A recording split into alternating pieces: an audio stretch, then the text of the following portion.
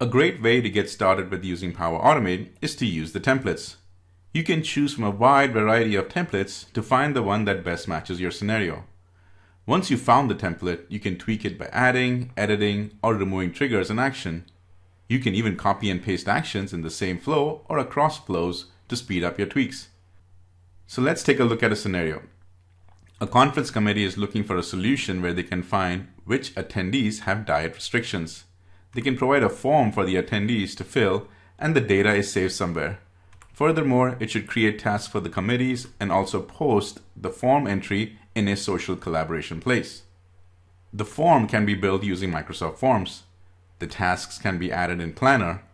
Teams is the perfect place for social collaboration, and in Teams, create a Dataverse table. The conference committee already has a team called Conference Committee, and they already have a few channels. One of them is called Diet Restrictions. The table can be easily built in Dataverse, which already has an Excel-like look and feel. A conference committee plan has already been created in Planner with a Diet Restrictions bucket to add tasks in. All we need is to build a Power Automate flow. Before building this flow from scratch, let's see what options we already have available. Go to Power Automate. In Power Automate, I can look for templates, and in my search, I can search for Microsoft Forms. I can see that there are some options available, and notify a team when a new form response is submitted is very close to what I'm looking for. So this is what I'll select and go ahead and add some enhancements. I'm going to click on it. I'll give it a name.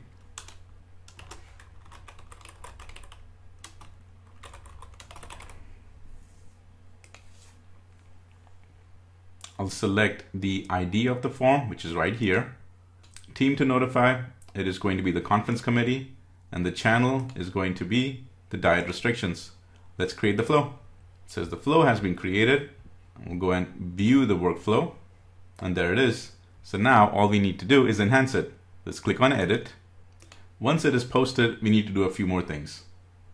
To get the form's information, I need to add an additional step. So I'll come over here in between, click on insert a new step, add an action. I'll search for forms. And in forms, I'll select forms and I'll select get response details. Here, I'll go ahead and fill out the necessary information. And now I can complete the planner and submitting the data in the Dataverse. Now I can add a parallel branch. So I'll click over here and I'll add a parallel branch. And this one is going to be used to save the data in a planner bucket. So I'll search for planner. I'll say create a task. In create a task, I'll go ahead and fill out the necessary fields. For group ID, it is the conference committee. The plan ID is also the same, conference committee. Title, I can go ahead and make it a little bit more elaborate. Say full name, dash, and I'll put in diet restriction. The bucket, I can go ahead and submit the bucket as the diet restrictions bucket. And then for the start time, it's the same time as the submission date. So we're done with the planner. Let's finish off by putting in the Dataverse table. I can do the exact same thing by inserting a parallel branch. I'll come over here and search for, you can search for Dataverse, or you can simply click on the Microsoft Dataverse.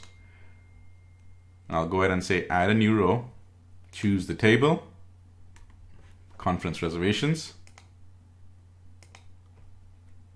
full name is the full name, and I can click on that to get any more information. And in this case, I want to submit as much as I can, so I can put any diet restrictions. And I can also go and say which conference room the person is going to be having lunch in. And for that, I have this option selected here. And you have now successfully built the entire solution thanks to the power of Power Automate.